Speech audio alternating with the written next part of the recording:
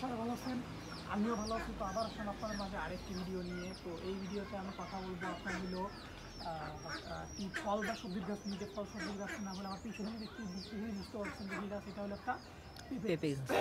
তো আমরা তো জানি যে পেঁপে গাছের কত উপকারিতা আছে। পেঁপে তরকারিও করে খাওয়া যায়, আবার ফলভাবেও খাওয়া যায়, কাঁচাও খাওয়া যায়।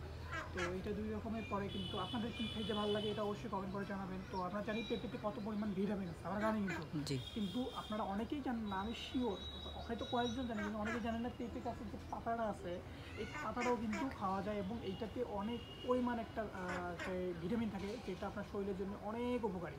তো কীরকম করে খাবেন এবং কী উপকার দেবে সেটা আমি এই ভিডিওতে এখন বলবো। তো তার আগে আপনাদের একটু পাতাটা দেখিয়ে দেবো, পাতাগুলো দেখা হবে। তো এই যে এইগুলি হচ্ছে পাতায় দেখেন, এই সামন দিকটি দেখেন। তো এই পাতাটা দেখেন কত বড় পাতা, মানে এগুলো একটা পেঁপের গাছের পাতা কত বড় এবং ইউনিক, মানে এরকম গাছের পাতা কিন্তু কোথাও নাই।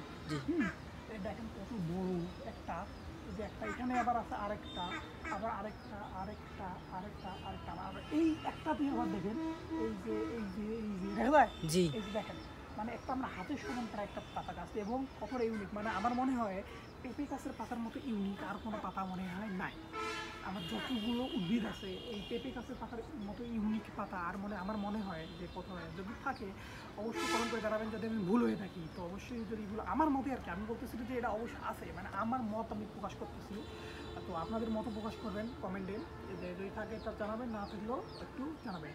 তো এই পেঁপে গাছের যে পাতাটা আছে, মানে এটা কিন্তু একটু নোংরা হয়ে গেছে, এটা কিন্তু খাওয়ার উপযোগী, মানে মারা গেছে অনেক জায়গায়, মারা যে পোকার কারণে মারা গেছেন।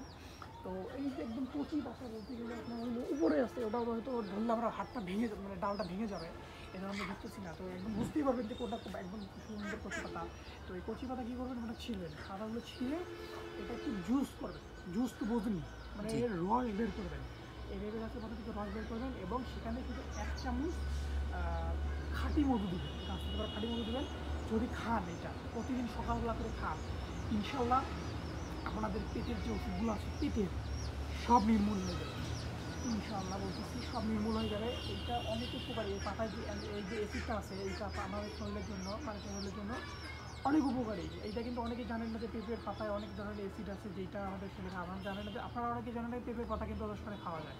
তো এটা বলছিলাম। তো অবশ্যই আপনাদের এটা যারা দেখতেছেন তারা খাবেন, এবং যারা জানেন না তাদের একটু জানাই দেবেন যে পেঁপের পাতা এইভাবে রস করে খেলে আমাদের এই অসুবিধাগুলো দূর হয়ে যাবে। হ্যাঁ, তো অবশ্যই খাবেন, এবং কারা এই পর্যন্ত খাইছেন এবং আপনাদের কী কী সমস্যা দূর হয়েছে এটা অবশ্যই আমাদের কমেন্ট বক্সে জানাবেন। কীরকম লাগছে, কথাটা কীরকম লাগছে আপনাদের, তো এটা অবশ্যই জানাবেন।